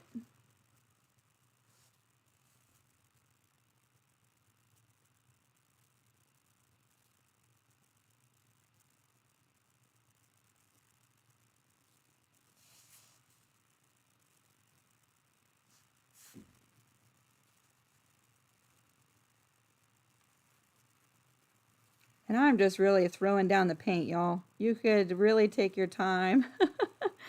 You could really take your time and be a little bit more precise and accurate with your painting techniques, right? I'm just kind of throwing it down in there.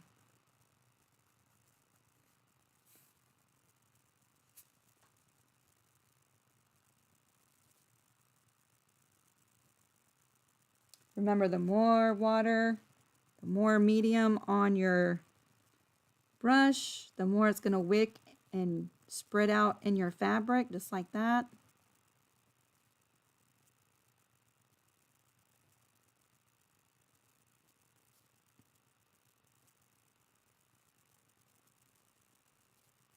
Depending on the look you're going for, I think you're really just going to have to do some experimenting and some practice with it if you want more of a controlled look, right?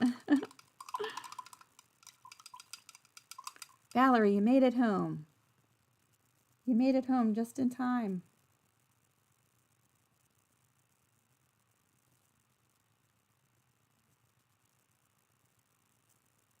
Just in time. I'm going to throw some orange in there. Ooh, that's a pretty orange. That's pretty. Now at any time, you could come in here and unpin this and bring it over and heat set everything. And then you'd have dry fabric to work with, and you'd have more of a controlled painting environment. We did the green on dry fabric. And just working with this, the fabric does start to dry just as we're working with it. So if you want more of a wet wash, more of a wet watercolor effect, you will have to keep applying water to the fabric if that's what you want.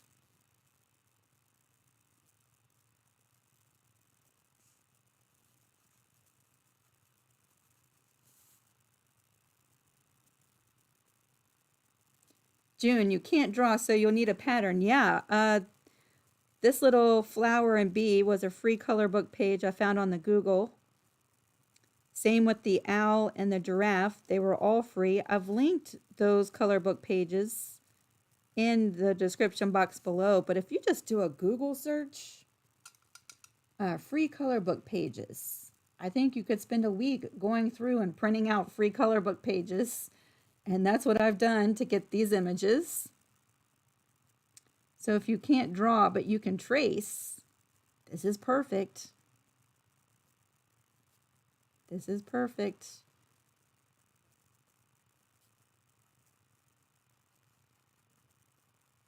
So there's orange from the wheel palette.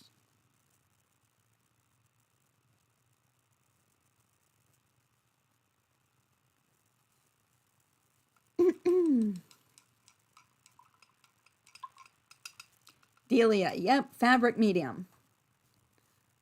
Fabric medium, that turns all of this into permanent fabric paints, right? We're just going to move those out of the way, and we're bringing in these fun colors one more time.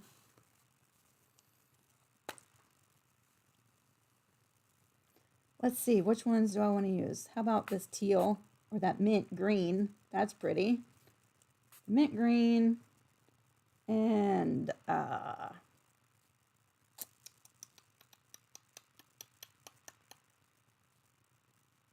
mint green and this color. There we go. I'm just squirting them with water to activate them because they've been sitting and drying a little bit. Giving my brush a little rinse. Let's come in with this mint green color.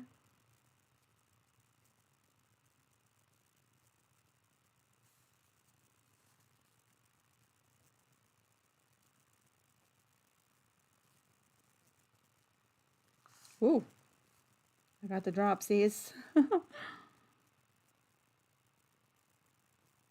And once I get these little patches colored in, I am going to bring this and dry it really quick.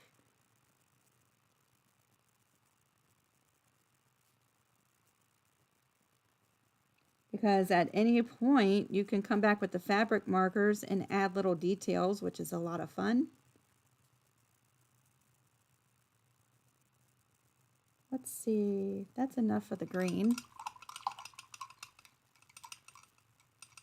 Sally, I've wanted to do that forever. A whole cloth quilt with painted sections. I have designed in my computer on my long arm a whole cloth quilt that has flowers in it that I think would be amazing. If you went in and you, oh, good grief. If you went in and painted the flowers, it would look just like applique, right? So really, that's why I was on this search. I bought some really expensive inks from the Quilt Festival. And when I say they were expensive, they were pretty pricey. And you did not get a lot of, there's not a lot of ink in these little containers. Because that's what I've wanted to do. I wanted to do a whole cloth quilt and paint it in. And so I thought those inks would be great, but you have to use so much of the ink. And it was so expensive. And I was like, there's got to be a less expensive way than that. I kind of like the watercolors.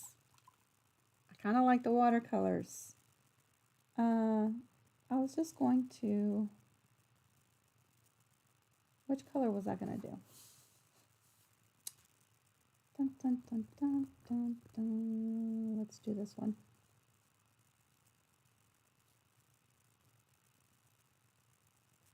Gotta be handmade. You've never seen this done. It's so much fun. You're going to have to give it a try.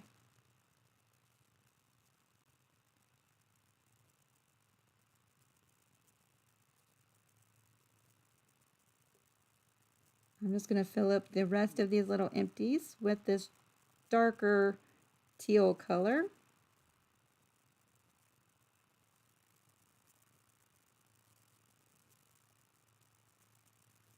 And I'm not even being that exact with it.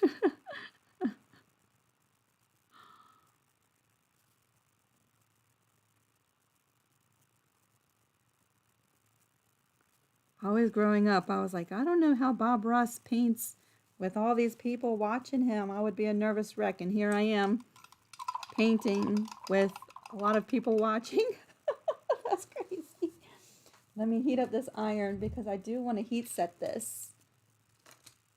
I'm going to go ahead and dry it. Then we'll do one more controlled paint on top of it just to see how that reacts. And then I'll show you how you can use fabric markers on top of it to come in and add a little bit of detail. But you really want it dry to do that. Sheila, you said you're better with pencils and pens and not so much brushes. Yeah, it just takes a little practice.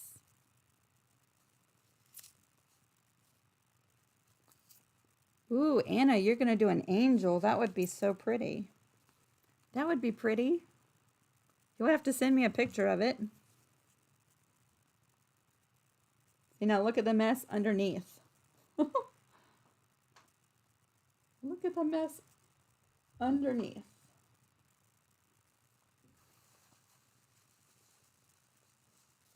Right, no mistakes, just happy. Absolutely. Yes. Is my wet wipe still wet? I'm just going to clean that up so none of this retransfers back onto my piece once I bring it back over.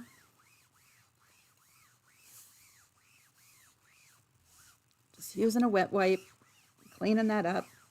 That's another thing I like about the watercolors is the cleanup. It's pretty easy. There's no smells to it either. Let's see if it went through my Teflon sheet. The water did, not the paint. That's good.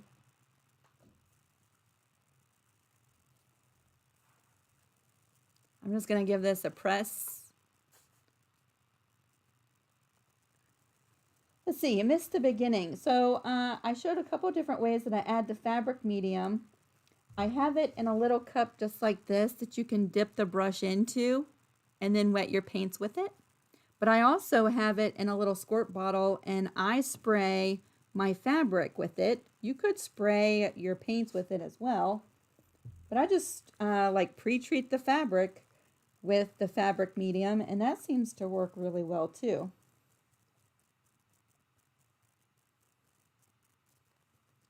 And I'm going to show you here in just a second one of the reasons why you'll want to use a pressing cloth when you are pressing this. If you're going to press this when it's wet, it's still a little bit wet. Let me dry it a little bit more. If you're going to press it when it's wet, make sure to use a pressing cloth, because this is what happens, which is kind of really cool, right? That's the pressing cloth. And you don't really want to get that on your iron, or you can just be really patient and let it sit and dry. Ain't nobody got time for that. So I just press it dry with my iron, but make sure to use a pressing cloth because you don't want that to get on your iron.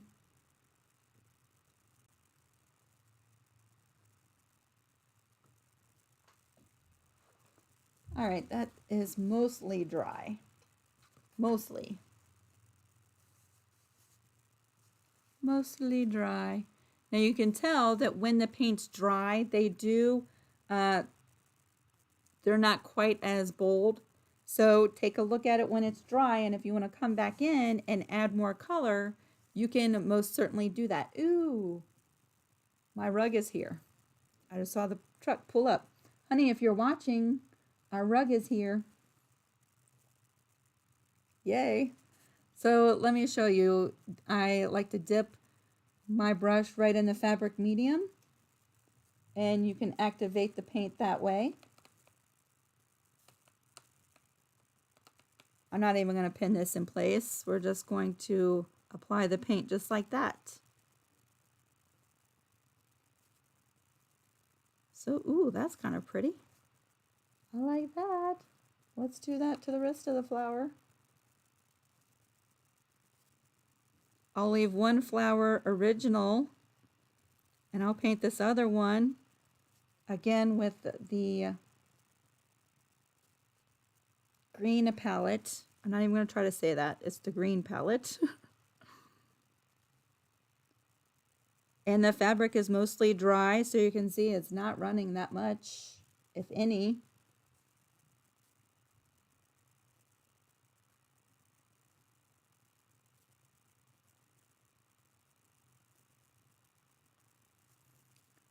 Dip and paint.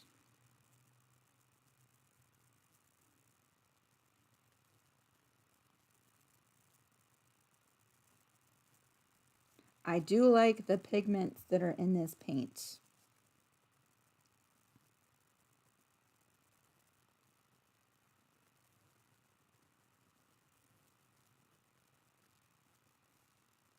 I do like that.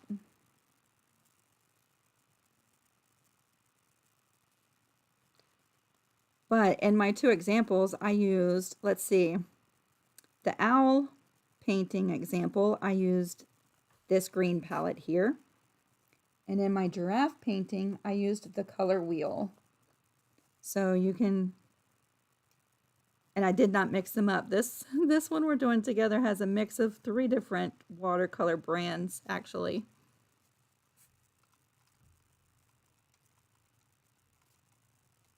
Yes, Sue, you'd use your pressing cloth as fabric in your quilt. Yeah, it's kind of like we just created a background, didn't we? Let's see, let's go for a crazy center for this flower just to see how that would look.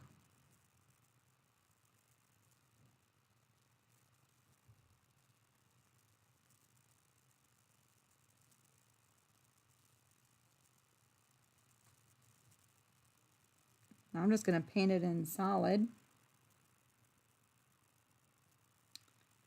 Just like this.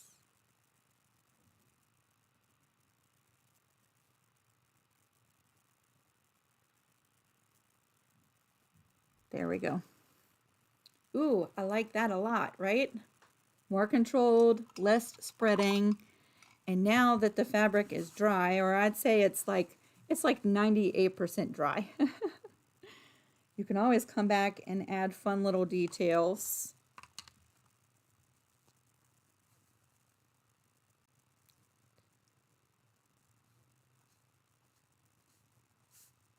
like that, or like a little loop-de-loops trail from the bee, like that, right? Isn't that cute?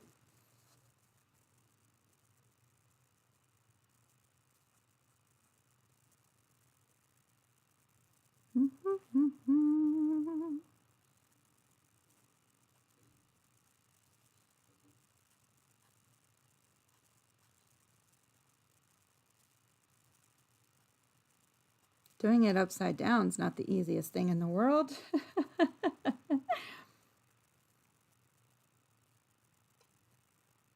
So there's some examples of using watercolors on fabric. 3 different color palettes we've used today. Now, once it dries, you're going to notice it's not quite as vibrant. You can always come back once it's dry and reapply dry. See, there's a little tiny bit of wicking right there, but that's okay. Or just re-wet the whole thing and apply more paint once it's dry, and just keep building up your paint colors, because they do dry a little bit differently, a little bit lighter than the colors that you see when they're wet. And that's kind of typical of watercolors, right? Sometimes the color is not quite as vibrant, even on watercolor paper when it's dry. That's kind of neat, this little effect that happened. I don't know if you can see that, but it kind of looks like a flower when I pressed it. I don't know what that came from, but that kind of looks really neat. And then this, I got a funky little line going through there from my iron. You see that? Right where I first laid down the iron on the pressing cloth. There's that. So if you don't want that to happen, you might want to let it air dry too. Are you going to give this to someone? I hadn't thought about it. Maybe we'll do a giveaway, but it's kind of just like a testing thing. So I don't know if anybody really wants it or not. It's not my best work. I think if it was just me and I had some music on, then I would keep on building on this and really making it more bright and vibrant. I probably would have chosen a little bit of a different colors for this, but I really wanted to kind of use all of the different colors, right? Orange, red, green, and so that you could get an example of what they look like. But it'll be for really demonstration purposes only, this one. But I do plan on finishing this, and then I'm going to take a picture before and then a picture after it goes through the wash and post that on my Facebook. And if you have not followed me over on Facebook, there's a link in the description box, and it'll bring you over to my Facebook page, so you can keep an eye out for that. It'll be in the next couple of days, because I'll let it dry, or I'll dry it with my iron some more, and then you have to heat set it, okay? The fabric medium that we're using, you do have to heat set it with an iron or a heat press. And in the beginning of this video, I go over the temperatures and how long you have to do it. So that has to be done. And then I'll wash it and take a picture so that you can see how it holds up to the washing. And you know what? I do think, I'm sitting here looking at it in person, and then I see it up on my computer screen. I do think that the camera changes the results a little bit. Like in person, it looks a little bit more vibrant than what you see on the screen. So keep that in mind too. Keep that in mind too.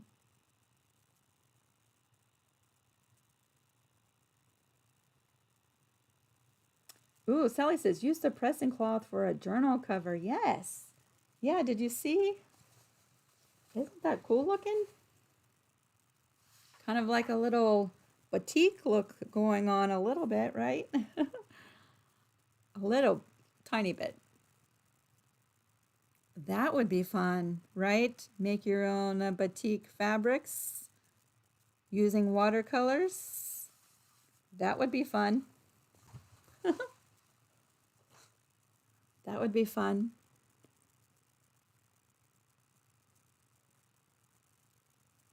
Pretty sure I've missed some questions, so just to let you know, I did not see them. We'll do questions now. If I missed your question, and if you have time, if you want to post it, if you type it in all caps, it makes it really easy for me to see. And yeah, now would be a great time because I think I'm just going to leave this just the way you see it and let it dry. How about painting the whole picture? Painting the whole picture. You could paint the whole picture. I like the softer blue background in the sky area, but you could paint the whole entire thing.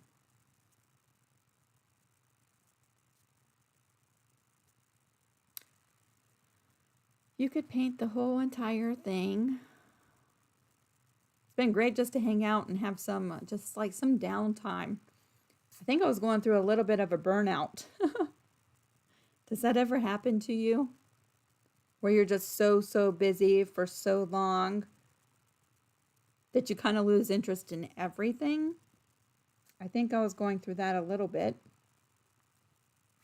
But it feels good just to have some unplanned, you know, just some creative time where it's not as rigid and precise. Can the background with the bleeding be painted with white? You know what? I tried that on, I don't want to get up because I have my Bob Ross stretchy pants on right now, and I'm not even kidding.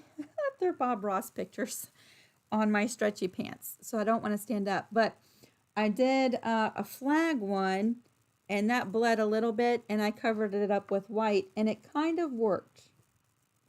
It kind of worked. You could still see a little ghosting, but it kind of worked. Let's, let me show you. Since we're here, where's my brushes? There we go. Since we're right here, I'll show you what that looks like. I think that's white right there. Spraying some water on there just to let it soften up. Debbie, you haven't been sewing this week. Bye, Sue. Anitra, you burn out more than you'd like to admit. How is your quilting machine? I got your last update, but that was some time ago. Was it the bobbin case? The spring in the bobbin case causing your issue?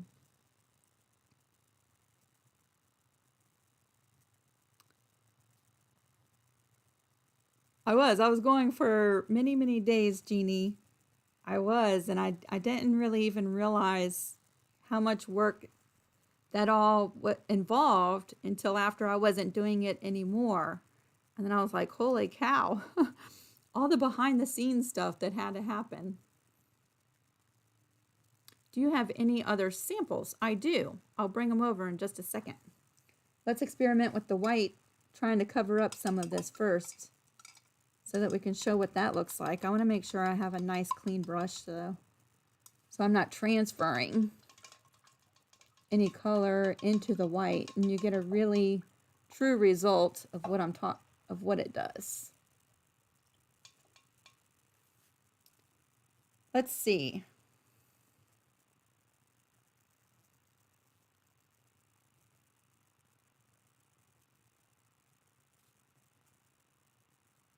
Also, keep in mind that once the white dries, you might still have some of the original color popping through the white. But let's just do this so you can see.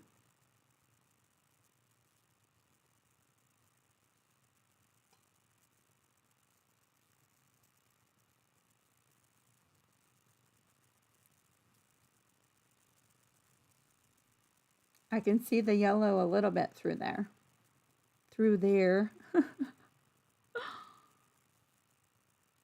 I'll have to go over my beeswax again, but I kind of want to show you that the white, you know, it's not truly opaque. It is transparent. You can see that black line come through it, so you will possibly see the color underneath of the white pop through as well. But if you wanted to do a touch-up area, you can kind of see that you might be able to cover a little bit of something up.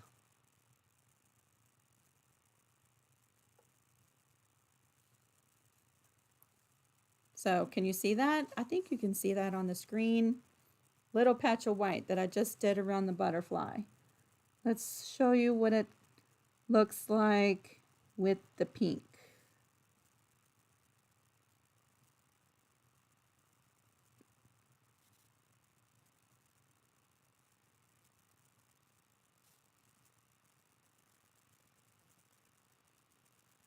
I think if you really were using the watercolors and you made a boo-boo and you didn't want to scratch the whole project, you could break out the fabric paints, you know, paints that are formulated to be fabric paints, because those are not as translucent as watercolors are, and then you could probably cover it up with a white fabric paint and then come back in, right?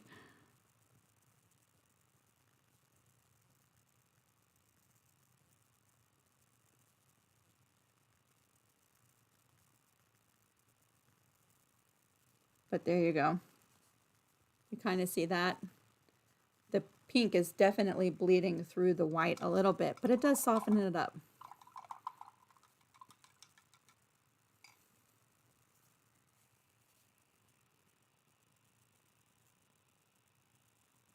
Oh, the lockdown. I messed you up, Miss Anitra. I'm so sorry. So it was the spring. I'm so glad you got that figured out.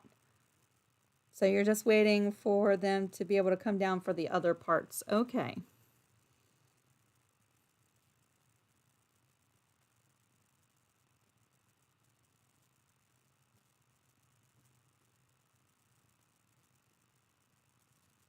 Oh, Valerie, I love Pat Sloan. I'm so glad that YouTube, the videos have sparked your interest back into quilting. Yes, I love watching her videos too. Yeah, you could certainly use the white as highlights, right? I don't think it's going to, by Forest, I don't think it's going to do any cover-ups, but it might lighten up and highlight. Lighten up and highlight. And what else was I going to do? What was I going to do? Oh, show the other examples. I showed these at the beginning of the video. So I go into a lot more detail on this towards the beginning of the video, and I even show you what it looks like before I washed them. Let me clean up this mess first, because I don't want to get anything accidentally on my example pieces. So I'm just using a wet wipe and getting that paint right off of there.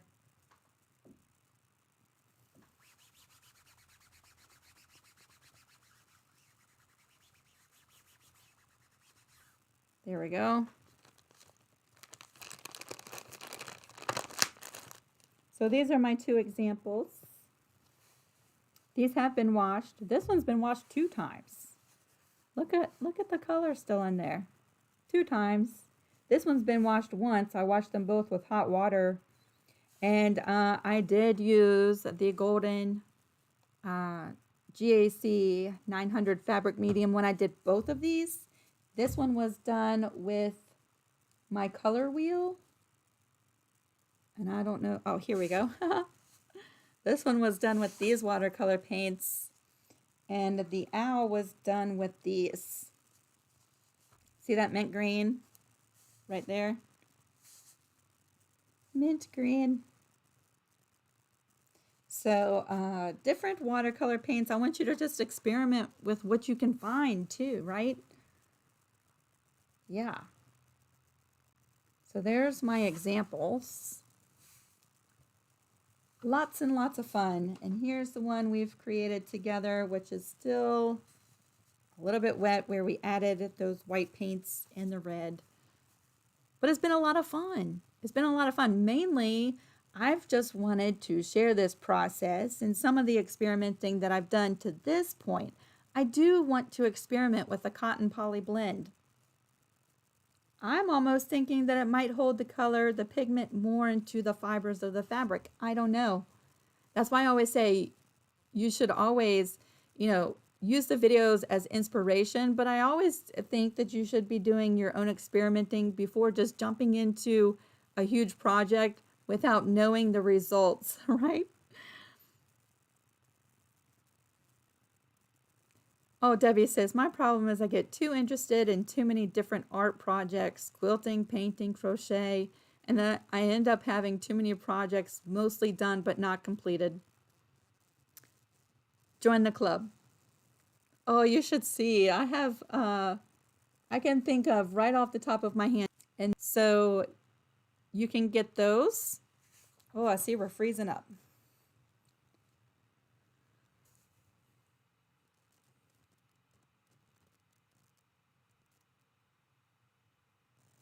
All right, it looks like I'm buffering.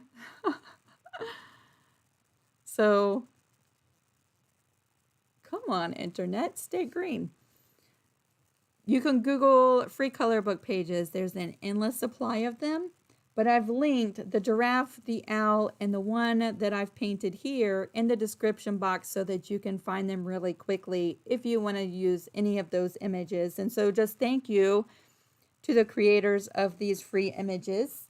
And you are linked in the description box. Thank you very much. And it was traced with a fabric marker. I did heat set the fabric marker just to dry it and so that we could paint and it would not bleed into our little masterpiece, right? Yep, and so I'm going to go ahead and go since the internet is seeming like it wants to do some crazy stuff this afternoon. I thought our internet issues were all solved. But I do know there's some issues down the street, so maybe that's what they're working on. I hope.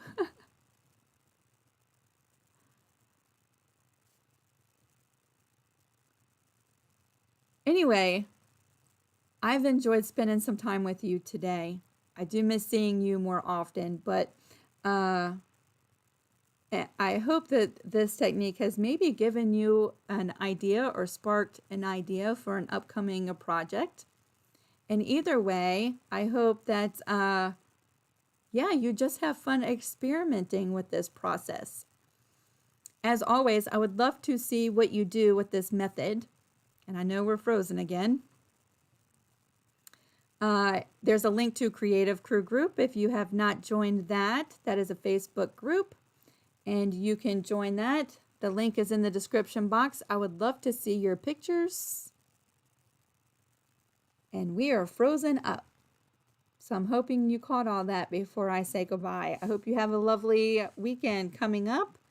And I'll see y'all next week. Have a great day, everybody.